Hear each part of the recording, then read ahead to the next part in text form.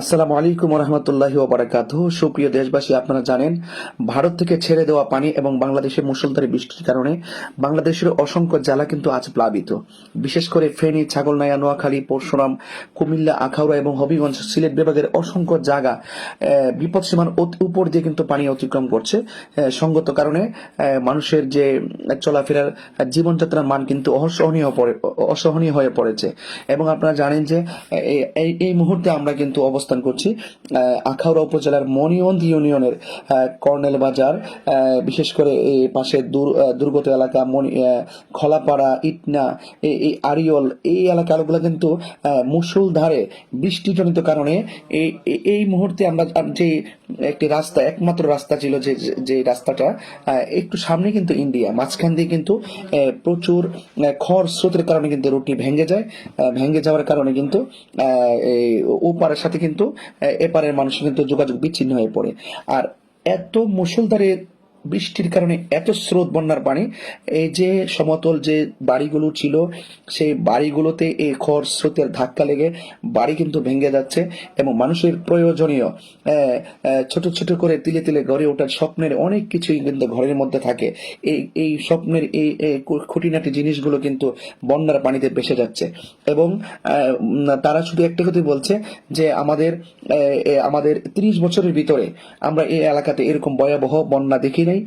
সুতরাং আমি দেশবাসীর কাছে আমি উদাত্ত আহ্বান করব, আজকে আমরা ব্রাহ্মণবাড়িয়া জেলা আহলুস সুন্নাত ওয়াল জামাতের উদ্যোগে আজকে আমরা আখাউড়াবাসীর পাশে এসে দাঁড়িয়েছি। আমি বিত্তশালী মানুষদের, প্রত্যেকটা জেলায় কিন্তু অনেক প্রভাবশালী এবং অনেক বিত্তশালী মানুষ থাকেন। আপনারা প্রত্যেকটা জেলার বিত্তশালী মানুষ যদি প্রত্যেকটা জেলার দুর্গত মানুষের পাশে দাঁড়িয়ে যান, বানবাসী মানুষের পাশে দাঁড়িয়ে যান, আমার মনে হয় তারা দীর্ঘ শ্বাস ফেলতে পারবে এবং তারা আশ্বাস পেতে পারে এবং তারা কিন্তু যে বন্যার যে আতঙ্ক, সেই আতঙ্কটা কিন্তু কিছু সময় জন্য হলেও কেটে উঠতে পারে। এবং আপনি জানেন যে ফেনীতে কিছু কিছু বাড়িতে পানি এক নিচতলা, উপরতলা, দোতলা পর্যন্ত পানি স্পর্শ করেছে এবং তারা সেখান থেকে রাতের বেলা নেটওয়ার্ক পর্যন্ত বিচ্ছিন্ন হয়ে গিয়েছে। এবং তারা এতটুকু বলছেন যে আমরা দোতলাতে অন্ধকারে আছি, আমাদের খাবারের প্রয়োজন নাই, আমাদেরকে আপনারা জীবনটাকে বাঁচান। এই জন্য আমি যারা স্পিড বোট আছে, যারা ইঞ্জিনের নৌকা আছে, বড় বড় নৌকাগুলো, আমি অনুরোধ করব আপনারা সীমিত দামে মানুষের পাশে আপনারা দাঁড়িয়ে যান। এবং আমি এতটুকু বলবো, আজকে জানেন যে আমরা যখন প্রাণ দিতে আসি, অনেক মানুষ কিন্তু ফেসবুকে আমাদেরকে নিয়ে ট্রল করার চেষ্টা করে। আরে ভাই, ট্রল করলে পরে করেন, আপনি যদি সমালোচনা করেন পরে করেন, আগে মানুষের পাশে, বিপদে পাশে দাঁড়ান, মানুষের পাশে দাঁড়ান, মানুষের বিপদে মানুষের কাছে আসুন। ফেসবুকে বন্যার পানি দেখা আর ওই বন্যার খরস্রোত বাস্তবে কিন্তু উপলব্ধি করা এক জিনিস না। মানুষ অনেক কষ্টে আছে ভাই, আপনারা সবাই বন্যার্থ মানুষের পাশে আসুন প্লিজ।